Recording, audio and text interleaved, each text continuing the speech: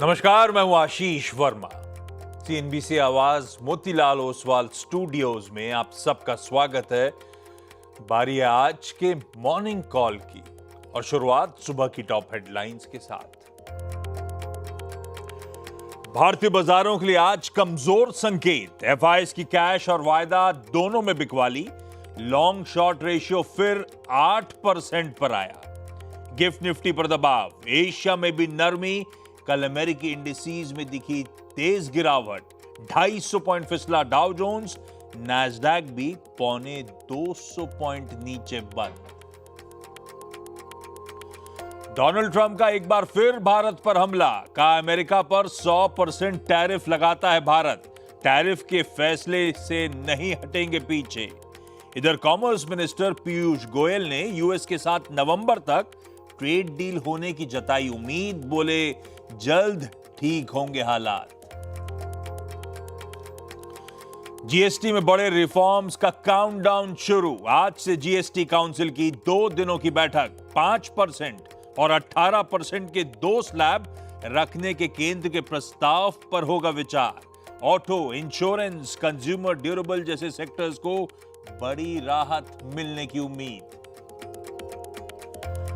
TCS को ट्राइग से 7 साल के लिए मिला 55 करोड़ यूरोस का बड़ा ऑर्डर। डेनमार्क, स्वीडन और नॉर्वे में कारोबार करने वाली नॉन लाइफ कंपनी है ट्राइग। और जोमैटो से ऑर्डर करना पड़ेगा महंगा। त्योहारी सीजन में प्लेटफॉर्म फीस 20% बढ़ाई।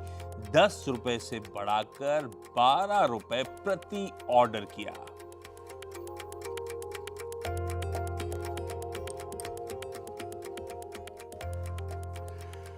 ओके, बुधवार की सुबह भाई, इस कारोबारी हफ्ते का मिड पॉइंट और कह लीजिए 2 एक्सपायरीज के बीच में एक सैंडविच्ड सेशन। बस फर्क यह है कि सैंडविच की ब्रेड्स बदल गई हैं। एनएससी की हो गई कल, और दरअसल कल सामने अब खड़ी है पीएससी के वीकली कॉन्ट्रैक्ट्स की एक्सपायरी। तो थोड़ी ब्रेड्स की अदला बदली हो गई है। कल बाजार बंद होते समय 2-3 चीजें थी तो सबके जहन में थी, सब कीनली वॉच आउट कर रहे थे। पहली थी, ट्रंप साहब अपने ओवल ऑफिस में भारतीय समय अनुसार रात 11:30 बजे कोई अनाउंसमेंट करने वाले हैं। और जिस तरह से भारत उनके दिलो दिमाग पे छाया हुआ है, सबको कुछ डाउट्स तो हो ही रहे होंगे। दूसरा, हमारे लिए सबसे अहम जो डोमेस्टिक ट्रिगर, वो जो जीएसटी रिफॉर्म्स का अनाउंसमेंट कर दिया था पीएम मोदी ने 15 अगस्त को। वो ऑल इंपॉर्टेंट जीएसटी काउंसिल की 2 दिनों की बैठक शुरू होनी थी। आज से दरअसल वो दिनों की बैठक शुरू हो रही होगी। और एक लॉन्ग एक्सटेंडेड वीकेंड के बाद यूएस मार्केट्स कामकाज रिज्यूम करने आने वाले थे। कैसे बिहेव करेंगे, कैसा कामकाज करेंगे, इन तीनों पॉइंट्स पे डिटेल में आगे चर्चा करूंगा। लेकिन पहले लाइए जरा कल का वो इंट्राडे सेशन, वो निफ्टी की पहली ट्यूसडे एक्सपायरी का सेशन आपकी स्क्रीन्स पर। भाई अच्छा लगे या बुरा लगे, था एक वॉलेटाइल, एक परफेक्ट एक्सपायरी सेशन आपकी स्क्रीन पे जो प्ले आउट हुआ। कल के सेशन को क्लियर कट 2 भागों में बांट सकते हो आप। पहला, सुबह से लेकर सास बहू और सेंसेक्स तक इंट्राडे रखिए, यानी कि 12:30-1 बजे तक। हुआ क्या, शुरुआती ट्रेड थोड़ा सा लड़खड़ाती हुई शुरुआत हुई, पर उसके बाद मोमेंटम तूल पकड़ा और एक समय भारतीय बाजार 24,750 तक जाते हुए नजर आए, यानी कि उस समय 130 पॉइंट की मजबूती। तो मंडे के 200 पॉइंट के ऊपर 130 पॉइंट की और तेजी के साथ हम एक समय कामकाज कर रहे थे। पर वो कह लीजिए रेजिस्टेंस बैंड, वो कॉल राइटर्स का एग्रेसिव जोन 750-800 पे ही तो कॉल राइटर्स सबसे तगड़े आउटस्टैंडिंग लेके खड़े हुए थे। सेकेंड हाफ सेशन में फॉलो अप नहीं मिला। उसी स्टिफ रेजिस्टेंट बैंड से सेलिंग प्रेशर माउंट होता चला गया और एक समय 24,525 तक के स्तर आते हुए नजर आए।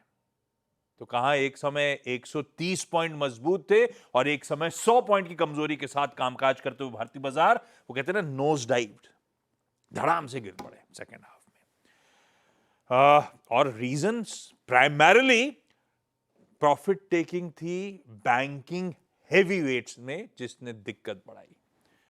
निफ्टी बैंक का इंट्राडे आपकी स्क्रीन पर आएगा। दिग्गज बैंकिंग, प्राइवेट बैंकिंग, सारे के सारे मेजर्स जो इंट्राडे में लड़खड़ाते हुए नजर आए थे। यही बैंकिंग पॉकेट सरदर्द कर रही है भारतीय बाजारों के लिए। खैर, आज के जो समीकरण है वो अपफ्रंट स्क्रीन पे दिखाता हूं। दबाव रहेगा 1/3% के आसपास कमजोरी के साथ, 70-75 पॉइंट कमजोरी के साथ भारतीय बाजार कामकाज की शुरुआत करेंगे, इस तरह के संकेत आते हुए। लाइए, बहुत सारी चीजें इंपॉर्टेंट है ग्लोब से रिलेटेड, वो 11:30 बजे रात के अनाउंसमेंट से रिलेटेड सारी चर्चा हॉर्मास से करेंगे। लक्ष्मण से रिक्वेस्ट करी थी, भाई इतना इंपॉर्टेंट डोमेस्टिक ट्रिगर सामने खड़ा हुआ है, तो जीएसटी काउंसिल की उस बैठक से पहले सारे समीकरण, कहते हैं ना कर्टेन रेजर, वो लक्ष्मण आपको प्रेजेंट कर देंगे। जब इन दोनों से चर्चा हो जाएगी तब चलेंगे वीरू के पास, क्योंकि ये दोनों इंपॉर्टेंट ट्रिगर्स थे आज के लिए। वीरू से जानेंगे, फिर इन ट्रिगर्स के बीच हमारी निफ्टी बैंक की रणनीति, और फिर गावा सर तो होंगे ही बढ़िया से ट्रेडिंग बेट्स शेयर करने के लिए। लाइए जरा ग्लोब पर नजर का स्टिंग प्ले आउट करिए और दिखाइए जरा हमारे Asian peers. GIFT Nifty screen पर 1/3% के हल्के दबाव के साथ, कमजोरी के साथ सुस्त शुरुआत करते हुए हम नजर आएंगे। हमारे एशियन पीयर्स जो सुबह सुबह कामकाज शुरू कर चुके हैं वो आपकी स्क्रीन पर आने चाहिए।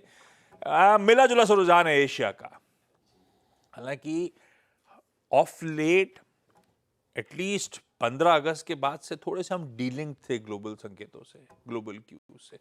देखते हैं आज किस तरह का रिप्रोगेशन, लेकिन बहुत मिला जुला सा कामकाज पूरे एशिया में हो रहा है। यूएस में एज एक्सपेक्टेड इसलिए कह रहा हूं, कल जब शाम को हम सेशन की समाप्ति कर रहे थे, यूएस के फ्यूचर्स में दबाव बढ़ गया था। सुबह हम लोग कह रहे थे कुछ नहीं कर रहे हैं, फ्लैट हैं, छुट्टी के मूड में दिख रहे हैं, पर एज द सेशन प्रोग्रेस 3:30 बजे क्या हुआ था, आधे से 2/3% दबाव के साथ तीनों यूएस के बेंचमार्क्स ट्रेड कर रहे थे, और एक्चुअल सेशन में उससे ज्यादा आधे से 3/4% दबाव देखने को मिला।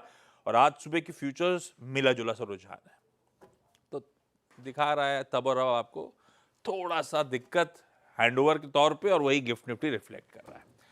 खैर, ये सब इंपॉर्टेंट नहीं। एक तो सामने दिखेगा डोनाल्ड ट्रंप साहब, दिखे, चलिए एक डाउट तो खत्म।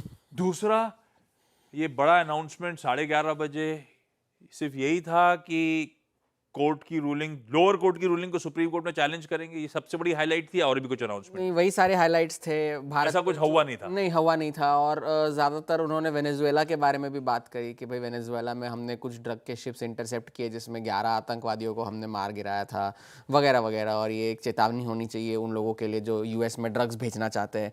तो यही सारी बातें कही डोनाल्ड ट्रंप ने भारत को लेकर के। तो वो जो हमेशा से कहते आए हैं वही कहा है उन्होंने। और अभी कुछ ही देर पहले उन्होंने ट्रूथ सोशल पर चीन की जो आज मिलिट्री परेड होने वाली है उसके बारे में भी लिखा है कि भाई आज चीन को भी इस सवाल का जवाब देना चाहिए कि कितने अमेरिकियों ने उन्हें आज़ादी दिलाने में सहयोग किया था, और कई सारे अमेरिकियों ने अपनी जान भी गंवाई थी इसमें। तो आज जब आप, तो मेरे जो दुआ सलाम है वो किम जोंग उन और व्लादिमीर पुतिन को भी दे दीजिएगा, जब आप तीनों मिलकर यूएस के खिलाफ साजिश करें बैठकर।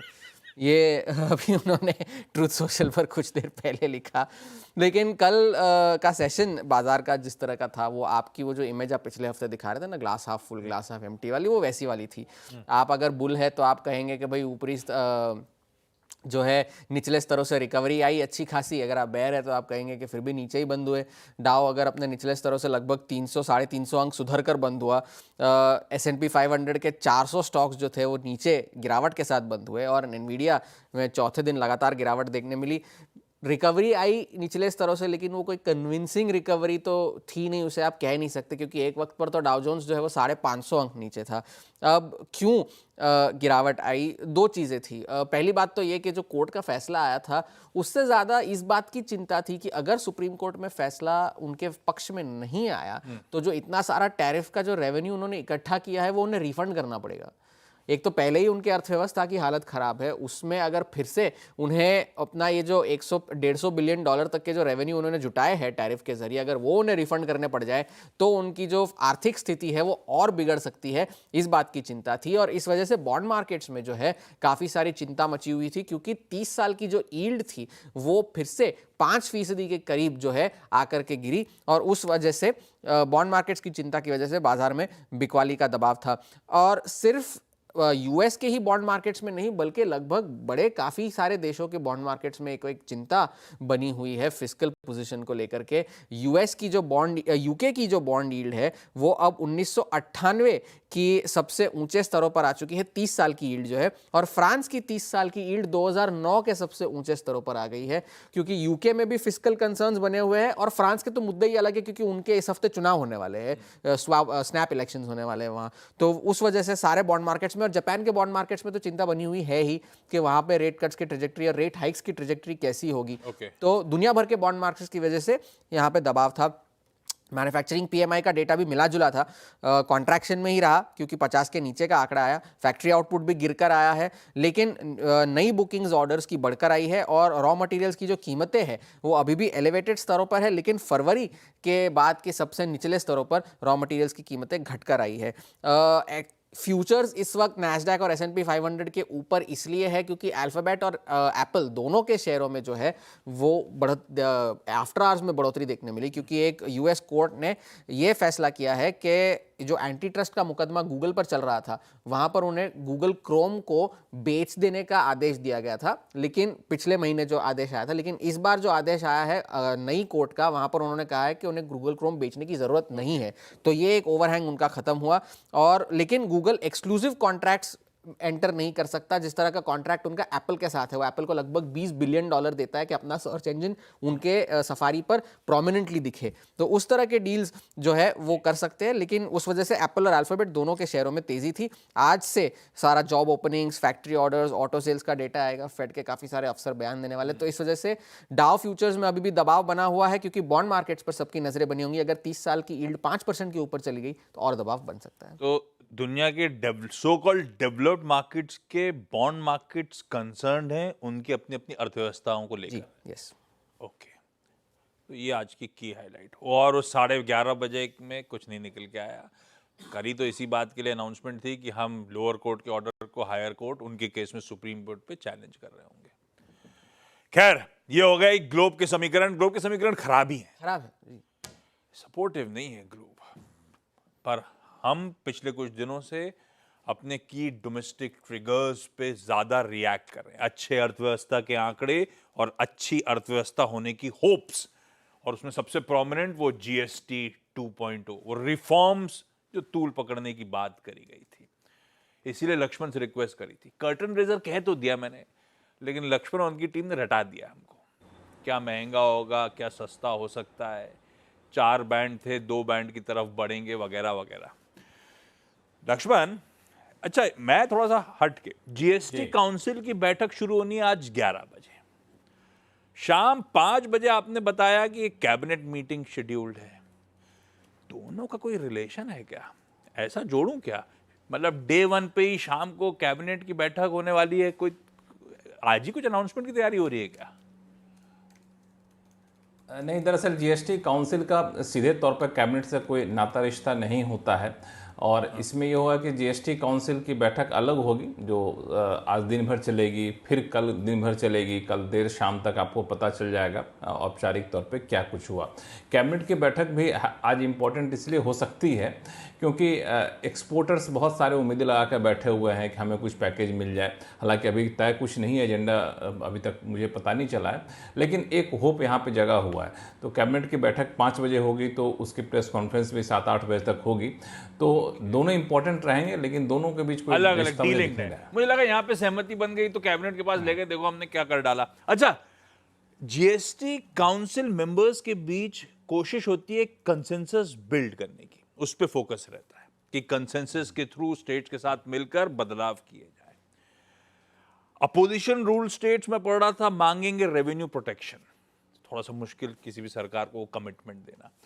तो ये आप फीलर क्या मिल रहे हैं आपको? प्रधानमंत्री ने अनाउंसमेंट कर दिया तो कुछ सोच के तो किया होगा, दिवाली तक डबल दिवाली गिफ्ट मिलना है, बोनांजा मिलना है। तो ये आपसी कंसेंसस के साथ क्लियर कट दो बैंड के जीएसटी रेट स्लैब्स की तरफ हम बढ़ रहे हैं, या वोट में इनके पास मेजॉरिटी रहेगी पर वो नौबत आ सकती है कि ऐसा लग रहा है क्या? नहीं, मुझे लगता है कि इसकी नौबत नहीं आएगी। क्यों मैं कह रहा हूँ, दो वजह है। पहली वजह तो ये है कि मैंने जीएसटी काउंसिल के एजेंडा को पढ़ा, कल काफ़ी देर तक पढ़ा, देर रात तक पढ़ा। 2 वॉल्यूम है, 350 पेज के करीब दोनों एजेंडा थे। उसमें से काफ़ी ज़्यादा फोकस था कि स्टेट को कैसे कंपनसेट किया जाए, लेकिन रेट घटाना है इस पर कोई मतभेद नहीं था। सारे राज्य इस बात पर एकमत है कि रेट घटा दीजिए।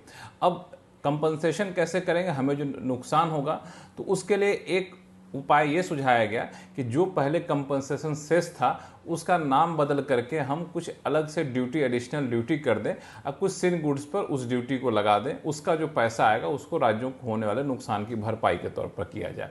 दूसरा विकल्प यह है, चूंकि ड्यूटी घटाएंगे, डिमांड बढ़ेगी, ज़्यादा टैक्स कलेक्शन होगा तो जाहिर तौर पर आपके खजाने में ज़्यादा आएगा। तो इस पर वाद विवाद होगा कि मुआवजा कैसे दिया जाए, लेकिन रेट घटाया जाए कि नहीं घटाया जाए, इस पर कोई वाद विवाद होने की संभावना नहीं। हालांकि बता दूं, चूंकि एक पॉलिटिकल इशू भी है, चूंकि प्रधानमंत्री खुद इसका क्रेडिट लेने की कोशिश की 15 अगस्त को, तो आज जीएसटी काउंसिल से ठीक पहले सभी विपक्षी दलों के शासन वाले राज्य के वित्त मंत्री अलग से एक प्रेस कॉन्फ्रेंस करेंगे करीब 9 बजे, और उस प्रेस कॉन्फ्रेंस के बाद वो जाएंगे जीएसटी काउंसिल में। तो दबाव बनाने की कोशिश होगी, लेकिन सहमति के आसार पूरे हैं। यही सुनना था, बढ़िया है।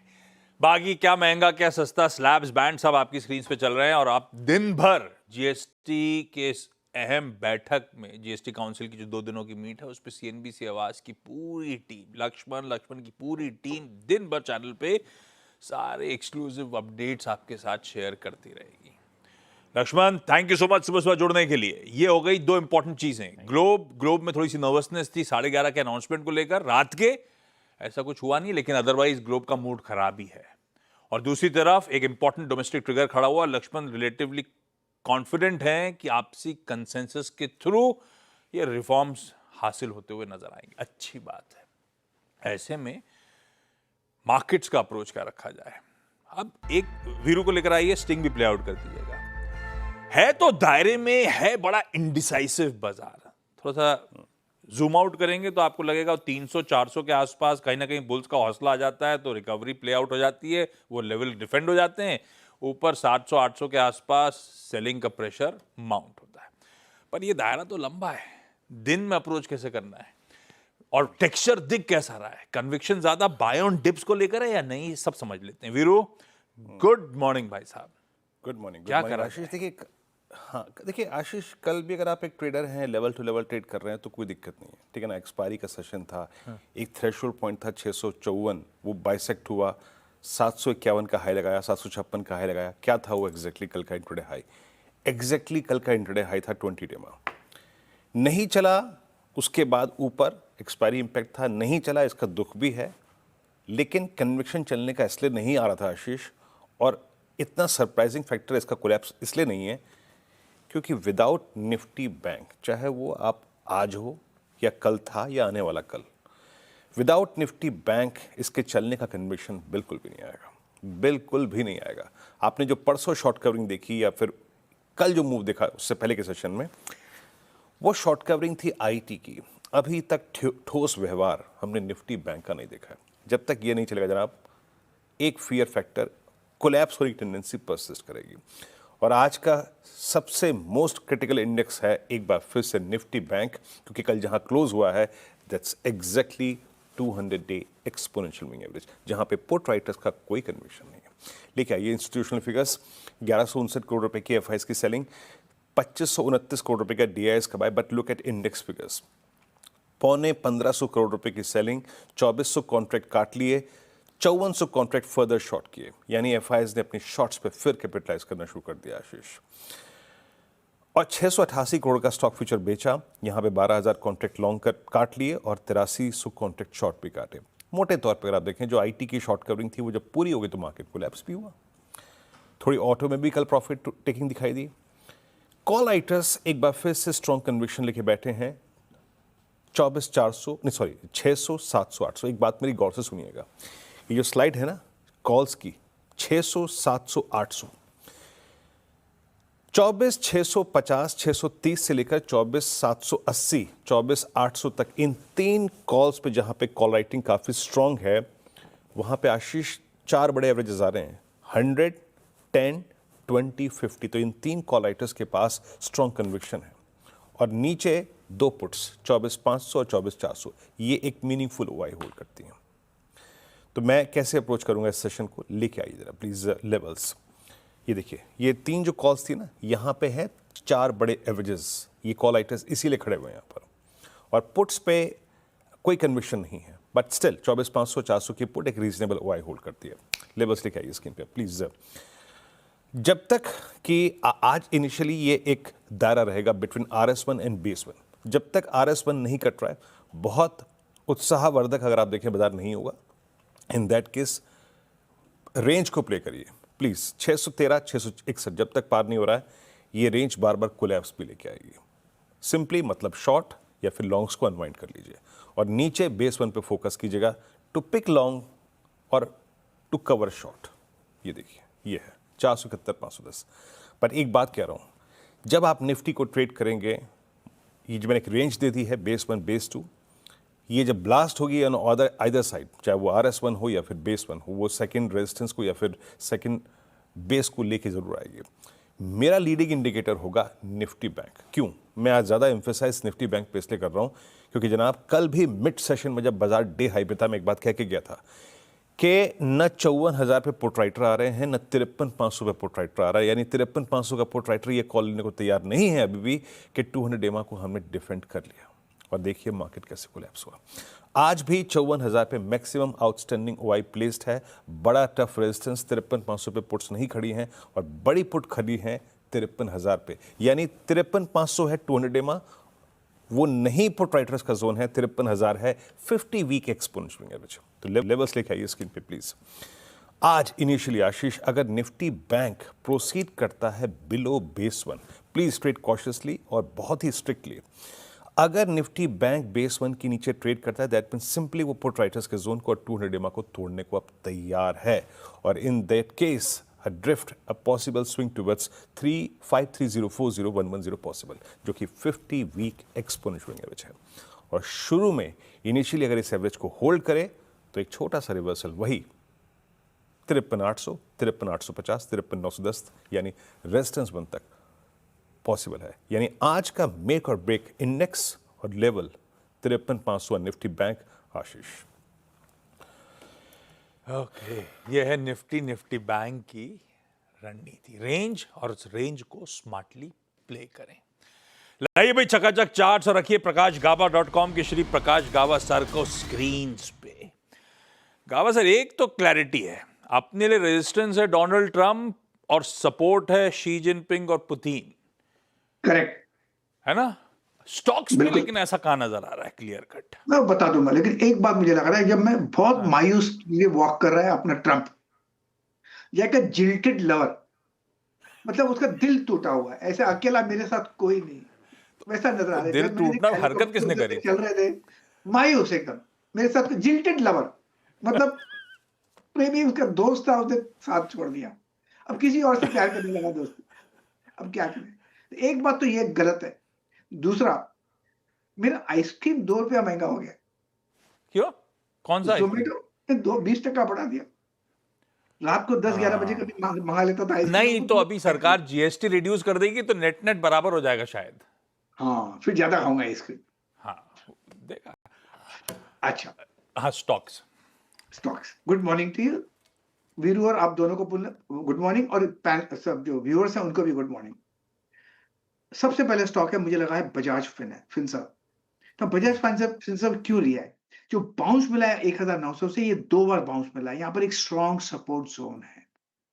अब ट्रेड करा है कल 1955-56 के आसपास, मेरे ख्याल से बहुत टाइट स्टॉप लगाना चाहिए 1940 का।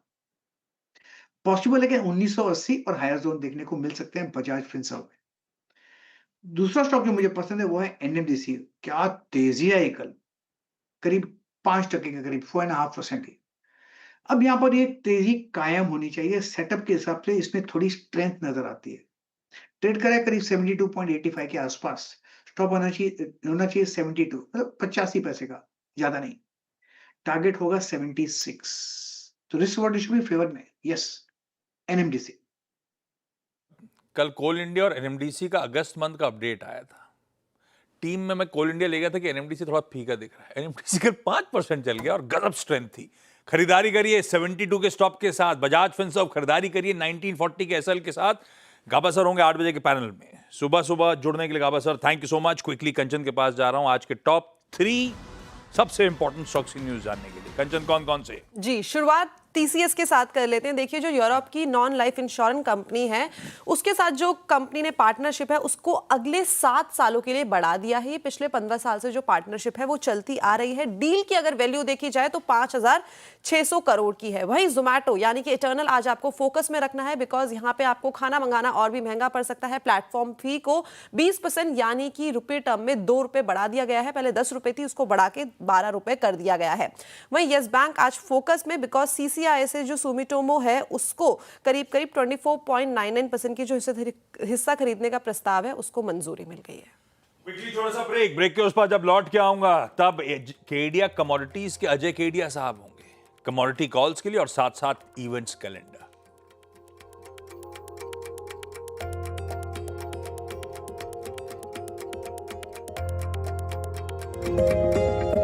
ब्रेक के बाद आप सबका स्वागत है। तब और अब की सेकंड प्लेट स्क्रीन पर लेकर आइए।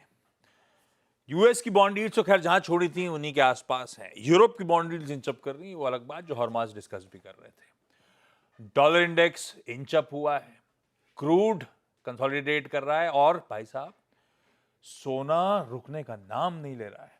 कल भी रिकॉर्ड हाईज थे और भी तेजी तूल पकड़ रही है। इनफैक्ट इवन चांदी में देख रहा हूं 40.9 पे छोड़ी थी, 41.3 पे खड़ी हुई है इंटरनेशनल मार्केट्स में, कॉमेक्स में इस समय। वो डेटा स्क्रीन पे नहीं है लेकिन वो लिखा रहता है मेरे पास। गजब तेजी है बुलियन में। ऐसे में कमोडिटीज में कमाई कैसे होगी? केडिया कमोडिटीज के अजय केडिया साहब की जो आज की स्ट्रैटेजीज हैं वो स्क्रीन पे रख दी मैंने। गोल्ड मैं कह रहा था रुकने का नाम नहीं ले रहा है, खरीदारी करने का कॉल है। 1,04,800 के लेवल्स पर स्टॉप लॉस प्लेस करिए। लाइकवाइज चांदी 1,22,500 के स्टॉप लॉस के साथ इसमें भी तेजी का ट्रेड लिया जा सकता है। तो सोना और चांदी ही रडार पे। केडिया साहब जुड़ इसलिए नहीं पाए, रात तक तो थे, सुबह उनकी तबीयत नासाज हो गई है। गेट वेल सून केडिया साहब। चलिए आज का अब इवेंट्स कैलेंडर लेकर आता हूं आप लोग की स्क्रीन पे। वेडनेसडे का दिन डोमेस्टिक फ्रंट पे सबसे इंपॉर्टेंट जीएसटी काउंसिल की 2 दिनों की बैठक आज सुबह 11 बजे शुरू हो रही होगी। 56th बैठक नई दिल्ली में, जिसको यूनियन फाइनेंस मिनिस्टर चेयर करती हैं और निर्मला सीतारमण जी चेयर कर रही होंगी। 8 अपोजिशन रूल स्टेट्स की बैठक है, उससे पहले 9:30 बजे दिल्ली में तमिलनाडु हाउस में अपोजिशन अपनी स्ट्रैटेजी बना रहा होगा, जो लक्ष्मण मेंशन भी कर रहे थे। शाम 5 बजे कैबिनेट मीट है। जीएसटी से ना जोड़ें जो लक्ष्मण ने बताया, पर एक्सपोर्टर्स को सॉप्स देने की हो सकता है तैयारी हो रही हो, तो क्लैरिटी आएगी जैसे दिन प्रोग्रेस करेगा। लक्ष्मण से जान लेंगे। आज शाम को हॉर्मास मंडे को कह रहे थे ना, second half of the week से डेटा इंपॉर्टेंट होगा, आज से होगा। वो जॉब ओपनिंग के नंबर्स आ रहे होंगे। रेड बुक यानी कि दिग्गज same store sales growth merchandise stores की कैसी, बेज बुक यानी कि उनके तमाम राज्यों के हालात, ये सब इंपॉर्टेंट है, जिस पे ऑब्वियसली कल सुबह हम चर्चा भी कर रहे होंगे। वो सेमिकॉन इंडिया जिसका कल पीएम मोदी ने इनॉग्रेशन करा था, आज उसी सेमिकॉन इंडिया में पीएम मोदी पार्टिसिपेट करेंगे सीईओज राउंड टेबल में। अच्छा, ये सब मैं बात इतनी ज्यादा कर रहा हूं, जीएसटी की तो एक टीजर और दे देता हूं। आज दिन में जो छन के जीएसटी काउंसिल से अपडेट्स हमारे पास आ रहे होंगे, रिक्वेस्ट करी थी ब्लू स्टार के त्यागराजन साहब से, मैनेजिंग डायरेक्टर साहब से जुड़िएगा, क्योंकि ब्लू स्टार बाकी कंज्यूमर ड्यूरेबल कंपनीज के लिए बेहद इंपॉर्टेंट है ये जीएसटी के अपडेट्स। तो आज केवाईसी में त्यागराजन साहब से हम बातचीत भी कर रहे होंगे। वापस आइए, एक्स डिविडेंड स्क्रीन पर आएंगे, ऐसा कोई इंपॉर्टेंट नहीं है, लेकिन हाँ तस्वीर स्क्रीन पर आ जाएगी। सम्मान कैपिटल बहुत उछल रहा था, तेजी तूल पकड़ रही थी, लेकिन आज बोर्ड मीट है फंड रेजिंग पर, लार्जली वो डेट सिक्योरिटीज के थ्रू फंड रेजिंग की तैयारी है। ऐसी आईएफएल फाइनेंस की भी नॉन कन्वर्टेबल सिक्योरिटीज के थ्रू फंड रेजिंग की तैयारी है। 2 लिस्टिंग्स हैं विक्रांत इंजीनियरिंग और एनलॉन हेल्थ केयर की। हमारा फाइनल पीएमआई आंकड़ा सुबह 10:30 बजे आ रहा होगा। मारुति सुजुकी आज विक्टोरिस एसयूवी लॉन्च करने जा रही है। इमेज शेयर करी थी उन्होंने टीजर के तौर पे। आज पता चलेगा एक्चुअल गाड़ी कैसी और प्राइसिंग कैसी। काफी सारे कॉम्पिटिटर्स खड़े हैं जिस सेगमेंट में उतर रही है, क्रेटा वगैरह, टाटा की कर्व वगैरह सब है। पंजाब, कुछ इमेजेस हो तो लेकर आइएगा। फ्लड सिचुएशन वाकई बहुत खराब हो रही है। कॉलेजेस और यूनिवर्सिटीज आज तक के लिए बंद करी गई थी। कोशिश करूंगा आज दोपहर के शोज में पंजाब की ताजा हालात लेकर आऊं। बहुत खराब सिचुएशन है। आईएमडी ने वैसे आज दिल्ली एनसीआर, जिसमें नोएडा, गुरुग्राम, गाजियाबाद, सबके लिए हैवी रेनफॉल का अलर्ट भी जारी करा है। और चाइना में आज विक्ट्री डे परेड है, पब्लिक अलाउड नहीं है 80th एनिवर्सरी वर्ल्ड वॉर 2 के एंड को लेकर। तो पुतिन साहब, किम जोंग उन साहब सब होंगे उस परेड में हिस्सा लेने के लिए एज गेस्ट अटेंडीज। ब्रेक का समय, गिफ्ट निफ्टी के संकेतों के साथ छोड़े जा रहा हूं। थोड़ा सी पस्त ओपनिंग होगी, 1/3 थी 1/4 हो गई, ये अच्छी बात। बस ब्रेक के उस पार आज का सीधा सौदा।